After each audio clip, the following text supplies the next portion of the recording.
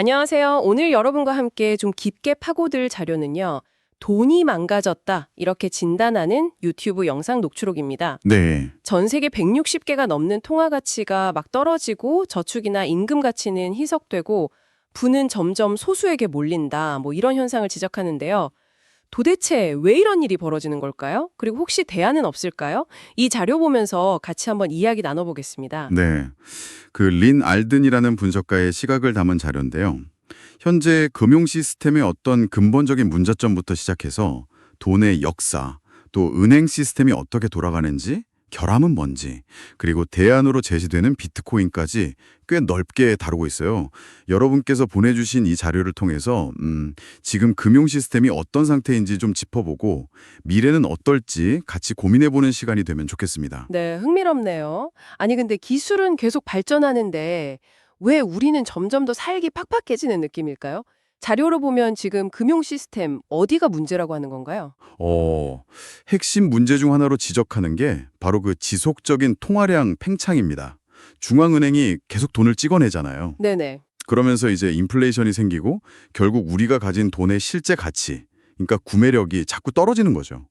저축이나 월급이 시간이 갈수록 그냥 녹아내리는 셈이에요. 아, 근데 그렇게 불어난 돈이 좀 공평하게 가지 않는다는 거, 그 캔틸런 효과라는 걸 지적하네요. 네, 맞아요. 뭐랄까, 돈이 위에서 이렇게 쏟아지는 분수 같은데 맨 꼭대기에 있는 정부나 은행, 큰 기업들은 먼저 확 졌는데 그렇죠. 바닥에 있는 우리 같은 사람들은 물방울 겨우 맞는데 그마저도 물가 올라서 다 증발해버린다. 약간 이런 비유로 들리는데요. 정확한 비유신데요. 결국 부의 불평등은 더 심해지고 나랏빚은 계속 늘어나고요.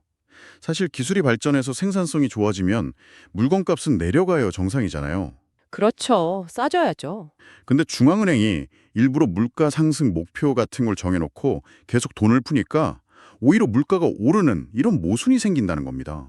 음, 그럼 이런 문제의 뿌리를 찾으려면 돈의 역사를 좀 봐야 할까요? 자료에서는 물물 교환의 어려움 때문에 두 가지 돈이 나왔다고 하던데요. 네, 맞아요.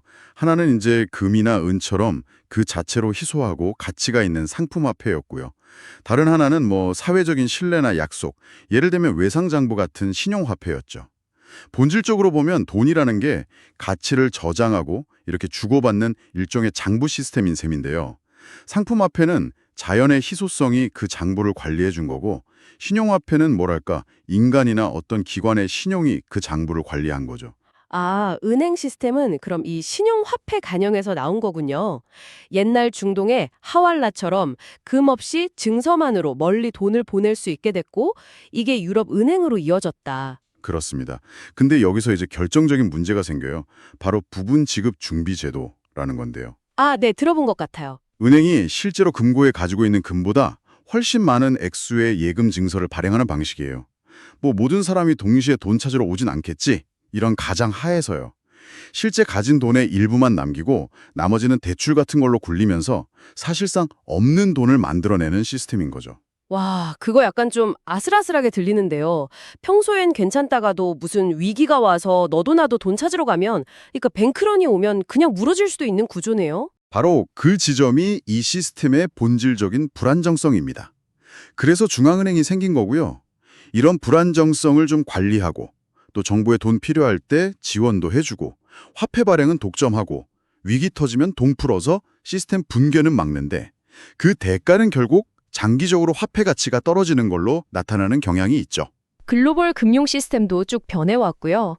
처음엔 금본위제였는데 전신 기술이 나오면서 거래는 빨라지는데 금은 느리니까 점점 실물 금이랑 분리되고 추상화되고 중앙화되기 시작했다. 이렇게 지적하네요. 맞습니다. 그 후엔 이제 불튼 우주체제라고 해서 미국 달러만 금이랑 연결되고 다른 나라 돈은 달러에 고정됐었죠. 네. 근데 또 달러가 너무 많이 풀려서 금이 부족해지니까 1971년에 닉슨 대통령이 금태환을 그냥 중단해버렸죠. 닉슨 쇼크라고 부르는. 아, 그 유명한 사건. 네. 지금은 이제 석유 거래를 달러로만 하게 하는 이른바 페트로달러 시스템 아래서 어떤 실물과도 연결되지 않은 완전한 명목화폐 시대를 살고 있는 거고요. 이 전체 과정을 보면 결국 중앙화 그리고 추상화라는 패턴이 보입니다. 이런 배경 속에서 2008년에 그 유명한 사토시 나카모토가 비트코인 백서를 딱 내놓은 거군요. 네, 그렇죠. 오랫동안 암호학자들이 연구해온 탈중앙화된 디지털 화폐, 그 가능성을 딱 제시한 겁니다. 핵심적인 혁신은 뭐냐면요. 은행 같은 중간 관리자 없이도 자산의 최종적인 소유권 이전, 그러니까 거래와 실제 정산 사이의 시간이나 공간 격차를 거의 빛의 속도처럼 엄청나게 줄였다는 점이에요. 오, 비트코인의 특징하면 그럼 중앙기관이 없고 총량이 2100만 개로 딱 정해져 있고 검열도 어렵고 누구 허락 없이 그냥 개인끼리 P2P로 바로 거래할 수 있다. 뭐 이런 점들이 있겠네요. 네, 그렇죠.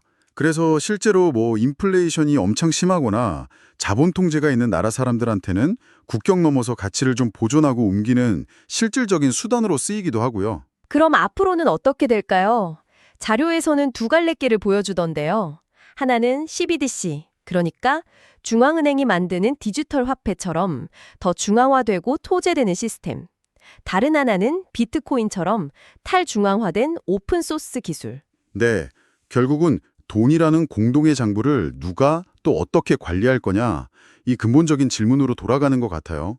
예전에는 공동체 혹은 자연, 금, 그리고 은행과 정부가 관리했다면 이제는 사용자들이 직접 참여해서 관리하는 분산형 오픈소스 방식이 새로 등장한 거죠. 물론 현재 시스템도 편리한 점은 있지만 너무 중앙화되고 폐쇄적이라서 자료에서 지적한 여러 문제들을 안고 있는 것도 사실이고요. 네. 오늘 쭉 살펴본 것처럼 이 망가진 돈 시스템은 우리 모두에게 영향을 미치고 있습니다.